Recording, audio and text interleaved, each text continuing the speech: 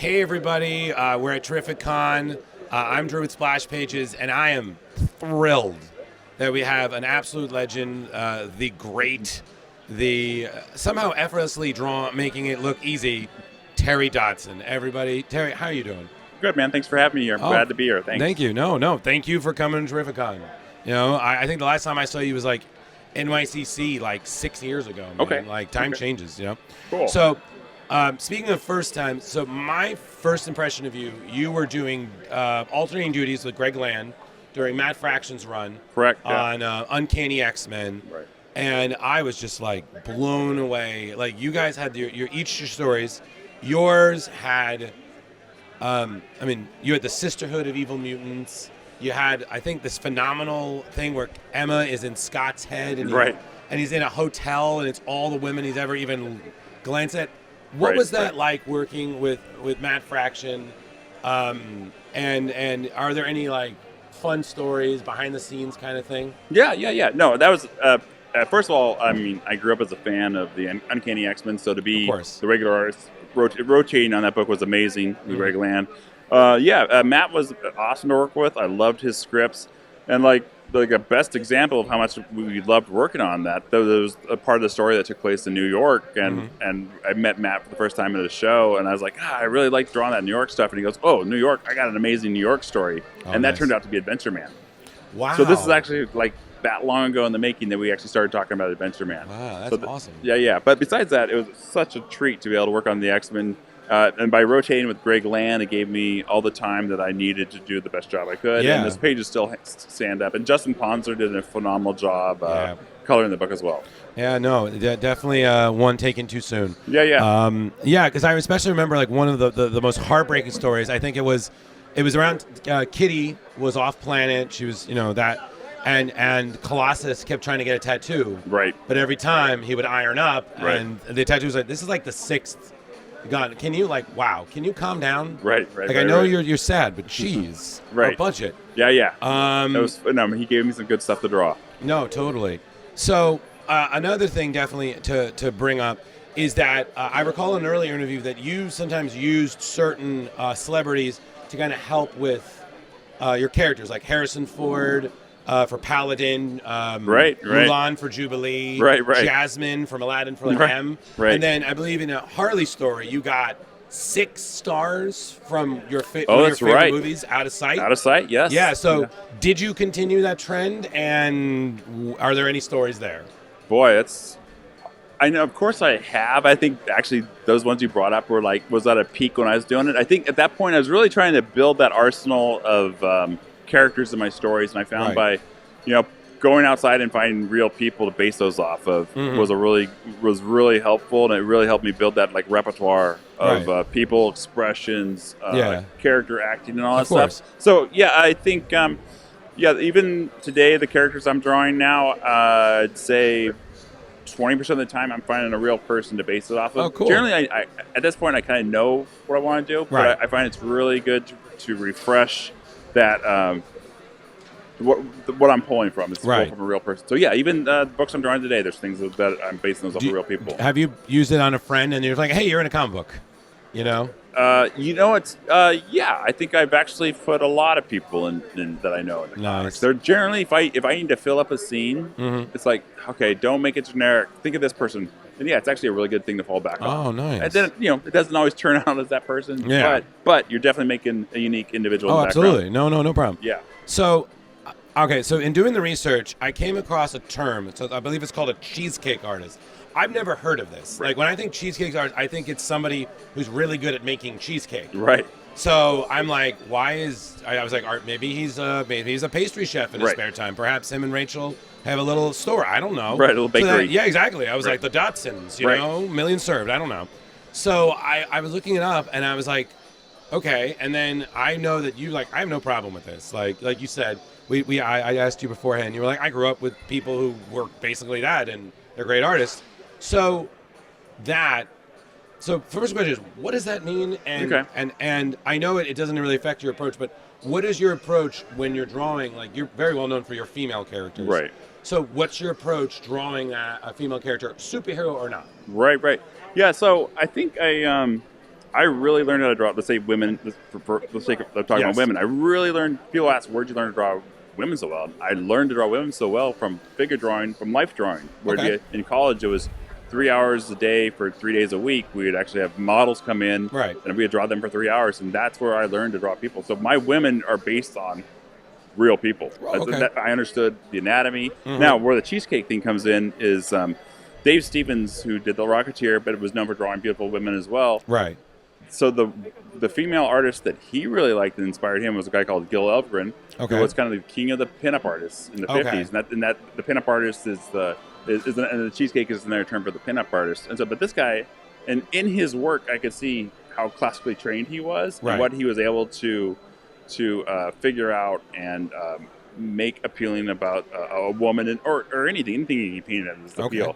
And so it was a good way to help push my work to make it a little bit more appealing. Because that's exactly what the appeal of that artwork is to make stuff to sell the artwork. Yeah. Okay, cool. All right, well, thank you. Okay, good to know. Now I've been informed. Everyone, that's what a cheesecake art is, the history of and why it doesn't matter. Right. So another question is, you got asked to work, and this is like a couple of years ago, on Princess Leia with Mark Waid, which is awesome. Yeah. But I didn't know this, but you had already done some Star Wars work for Dark Horse back in the 90s. Right.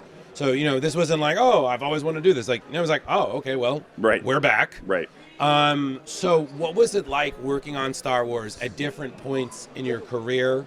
Did you have any favorite moments? And the last question in that term is there any project that if they were like, hey, are you interested in this? You're like, I'm in. Right. Okay. Yeah. So I'll start off with to go back to the beginning, because this really goes back to the beginning. I saw Star Wars as a child. Right. So after watching Star Wars, bought all the toys, magazines, comics, etc. Of course. And I'd never drawn at this point, but I had a friend of mine who had all the Star Wars toys, and we'd go to his house and play Star Wars stuff as a child. And again, I hadn't drawn, but he was a single child, and what he did at home was draw. Right. And I was like, oh, so we'd go and draw for hours. And so that's where the drawing came in for me. Right. And so to then be working in comics and have a Star Wars job come along. Right. A, I loved it, and B, that's what got me into the field I'm in today. So I got hired in '96 to do this Star Wars Dark Horse comic, and that was a really cool time because the movies hadn't been out for 13 years by that point. It kind of faded away. Right. But the special editions were coming out. Right. And so new toys were coming out and video games were coming out. So there was a really good buzz for it. And this particular story took place right after Return of the Jedi. Oh, wow. So I got to see what happened to Luke and Leia. So for me, it was an iconic story. So I loved it. Got to work with Kevin Nolan, the amazing inker. Right. And then 19 years later, Marvel got the license for Star Wars stuff. And Axel Alonso called me up and says... And I knew they got the license, and I was like, I'm getting ready to do a bunch of creator-owned stuff, and I go, the only thing that they could bring me back to work on right now would be a Star Wars book. And so he calls me up, Star Wars, Leia, and it takes place the second after Star Wars, where the first movie ends. Right. And it's like, and Mark Waid's writing it. And it's like, okay, well, there's another year. Okay. Right. I'm in, yes. So is there any project, I mean, I know that was pretty boss, but is there any project that if they were like, hey, would you do this? And you're in. Yeah, actually, the one thing I've been telling people that I thought about actually is that something I've done or not done that I would love to do would be something with the Lord of the Rings. Oh. Yes. See, it's a total. Yeah, just a completely different universe. Like, exactly. I'm good with Star Wars. Tolkien, what you got? Yes, exactly. Okay.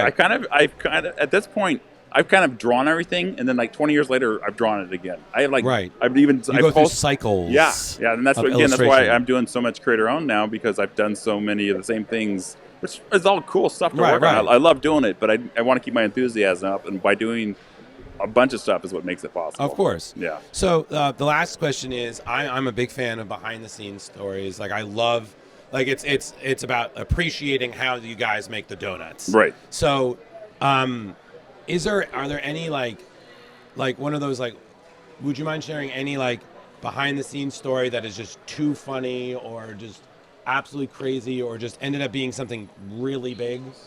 Is there anything that comes to mind? I know that's a little bit of a broad question, but boy, that's a good question. Can't think of anything off the bat. Well, okay, so maybe have you got to meet any Star Wars celebrities who are like, oh my God, I love your love your work? Actually, not even that. No, but I was like funny. The fun thing along that was when the Leia books came out. Right. We had to sign like 10 bazillion Right. Yeah. Leia books, and so many of those had Leia's Carrie Fisher's signature on it. It's almost like I got to know her because she signed all these things. And then it wasn't long after that she died, and there's this thing in my head where it's like, I can't believe I came this close to, like, I had all these chances to have met her and everything. Right. And it never did happen. And that's like a regret that I have that, right. It's one of those things where it's like, I really should have taken advantage of that situation and met and actually gone to the trouble of meeting her. So, okay. Yeah.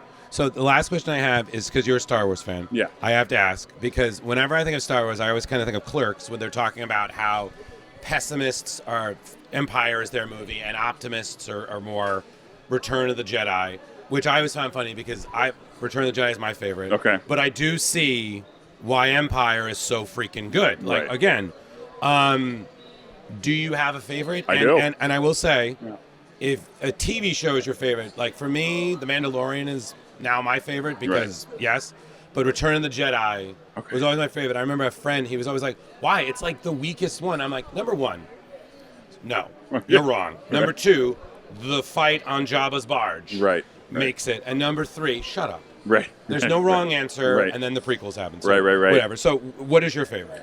Star Wars, the original. Now, it was Empire. Okay. But not...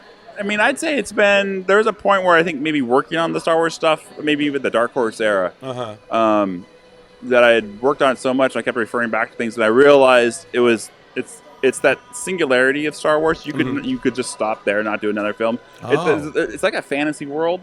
Right. It's like it's a fairy tale story almost. Right. And that story could exist by itself, and I think there's something about the beautiful simplicity of that single story that I love. That universe is my favorite. I'm very much enjoyed that idea of that, and I think I kind of use that idea of how that film feels for anything I want to do, like creator owned wise. Fantastic, man. Yeah. All right. Well, the last thing is there anything you want to share with our viewers that's coming out soon, you're working on, sure. That you can talk about, of course. Yeah, of course. Yeah. You know? Yeah, so I am, Matt Fraction has written all the new issues of Adventureman, so I'm drawing that right now. Those will be shipping in February. Nice. But something that's coming to be out really soon is a book called The Manchurian from Image. It will be shipping in late September. Final order cutoff is September 3rd, and that's written by Pornsak Pachote, who did The Good Asian. Yes. Him and I met at the Eisners 2 years ago when he won all the awards for that. And so we've been talking ever since. So The Manchurian is a story of the Chinese James Bond. Right. A Chinese spy in the U.S. And I love, when I work on things, I like to work on something that's different than what I did before. Right. And a spin, and that's exactly what this book is. Okay. Well, I look forward to reading it when it comes out, man. Cool, man. All right, everybody. Terry Dodson, if you don't know his work, fix that. Super nice, very approachable, rates are reasonable, everything there. But stay tuned, we got more TerrificCon, and I don't know, draw more. All right. Yes. Hey,